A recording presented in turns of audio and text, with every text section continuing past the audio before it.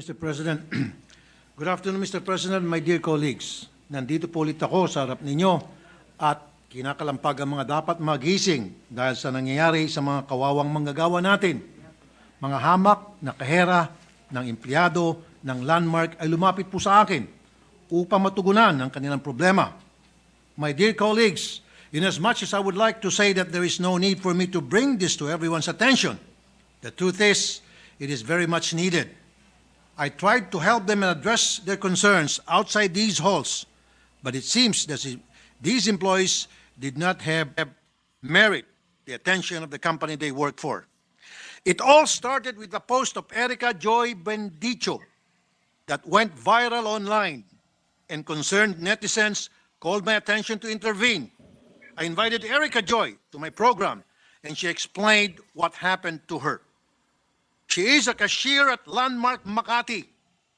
On her third day at work, she got the surprise of her life when her supervisor called her attention that there was a short in her cash turnover the previous day, amounting to 4,993 pesos and 71 cents.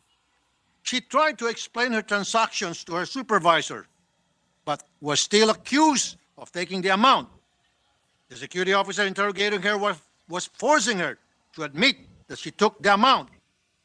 Personal information about her family was being used against her to establish that she is poor and therefore in dire need of money. That's why she took the amount. I was surprised by this practice. From what I know, when it comes to these kinds of establishments, the transactions are checked at the end of the day in the presence of the cashier to make sure that things are balanced. Erica Joy asked for the computation and documents that would prove her shortage, but was told that the accounting documents are confidential. Concerned for his safety, because of the intimidating behavior of Security Officer Juanito Tanod, she signed a blank document and effectively waived whatever salary she had, and even paid an additional 500 pesos to cover the supposed short she had. Ang nakaka-high blood po, dito lumabas ni si Erica Joy pa po ang nagbayad sa Landmark. Sa halip na siya po dapat ang pinasalduhan ng Landmark. Excuse me. Erica Joy told her story online, and a lot of Landmark employees reached out to her who experienced the same thing. There were about 28, I repeat, 28 more stories similar to Erica Joy. Appalled by what she told me, I invited those who suffered the same fate to come to my office so that I could find out the nature and magnitude of this modus operandi. Honestly, I wanted to give the owners of Landmark the benefit of the doubt because this might be an isolated incident of a few unscrupulous managers and supervisors. Sad to say, this was not an isolated case. A few days later, several more cashiers approached my office. 8 more employees of Landmark with the same story. All cashiers being accused of shortage in their turnover. Lahat po sila pare-pareho ang kwento. After a few days, minsan isang linggo pa ang inaabot bago sila sinasabihan na nag-short. And when they confront management of the basis for the shortage, they are told that the documents are confidential. They're not even provided a calculator while they're being asked about the computation. And they are forced to sign a cashier shortage report waiving their salaries in order to cover the supposed alleged shortage. Excuse me. And sometimes, if they do not sign the said document because they're insisting that they did not take any money, the amount is still deducted from their salary. Nasaan po ang due process sa establishmentong ito? Ang takot na manggagawa na iniisip na sila ay makukulong kung di nila sasagutin ang nawawalang pera ay napipilitan pong magbayad. Bakit napapabayaan ang ganitong kalakaran? Bakit walang maayos na proseso ang turnover ng pera para maprotektahan ang mga kawawang kahera? May isang mapalad na kahera na lumapit sa DOLE at inireport ang pangyari. Matapos lang isang conference, lo and behold, hindi natuloy ang pagkaltas sa kanyang sweldo. Ito ang aking pinagtataka. Kung ito ay nadole na, bakit di pa rin naayos ng management? At bakit hindi na imbestigahan dole? Bakit paulit-ulit pa din nangyari ito sa mga kahera nila? Isang nakakapagtakang kwento ng mga kahera ay nangyayari ang mga insidente ng shortage tuwing nalalapit na ang sweldo o di kaya tuwing malapit na matapos ang kanilang 6 na buwan sa kumpanya. Kung sino ang excuse me. Sorry.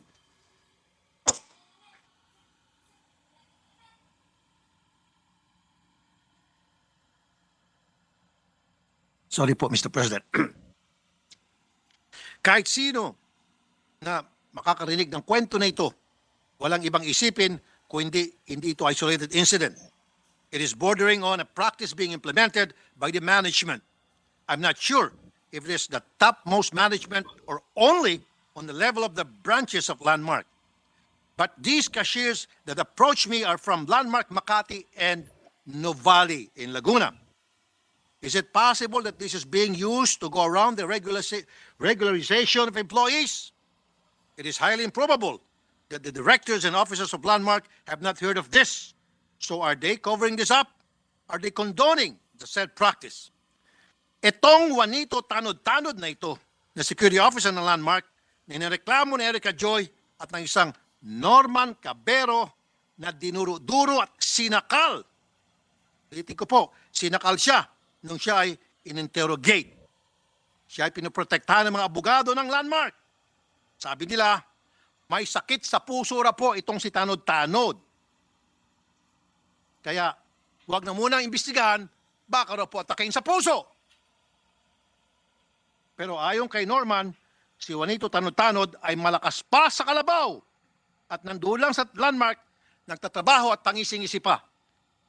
Sa ngayon, ang mga kahera na ito ay lumapit po sa DOLE upang magsampa ng kaso. Ngayon lang sila lumapit dahil sa tulong ng aking opisina. Bakit? Kasi ang mga mahirap, walang sapat na pera para ituloy ang laban nila. Kung di ko sila inudyukan na maglakas loob na lumaban, lulunukin na lang nila ang kanilang sitwasyon na sila ay binasagang o binansagang magnanakaw at iyak na lang sila sa sweldong di nila nakuha kababayad sa mga na-short nila. One injustice should be enough to wake us up from our slumber because as legislators, we have to look after those who don't have the opportunity and courage to stand up and fight for their rights.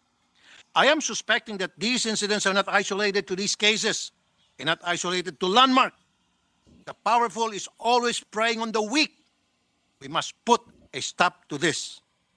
Kadalasan ang narinig po natin sa balita ay mga employer na ninanakawan ng mga manggagawa.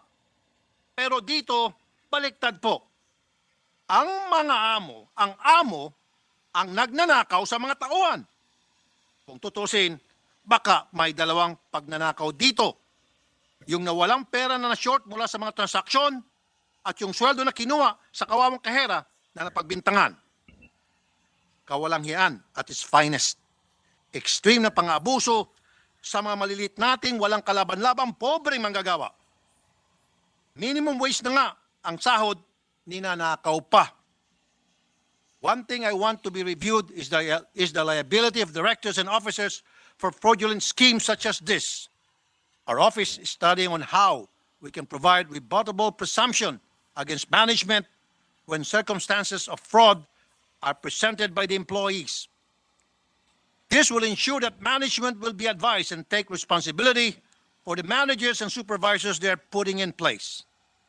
And again, more than ever, my proposal that there must be a way to ensure that employees can recover from the employers necessary. The cash bond that covers the money claims of employees for labor claims come to play upon appeal from the labor arbiter to the NLRC. How about before that? What protection do laborers have? We need to find a way for money claims of laborers to be covered by the employers, including the directors and officers, if there's bad faith on their part. I look forward to working with my esteemed colleagues, the chairman of the Committee on Labor, Senator Jinggoy Estrada. I hope that the rest of my colleagues can join me in this advocacy in protecting our laborers. Ang parati po sinasabi ng mga employers, if there's no work, there's no pay. Pero, ang nangyari na ay there's no pay even if they work. Dapat, tumatayo na po tayo para sa ating kawawang mga manggagawa. Walang ibang gagawa nito para sa kanila, kundi tayo. Thank you, my dear colleagues. Thank you, Mr. President. Thank you.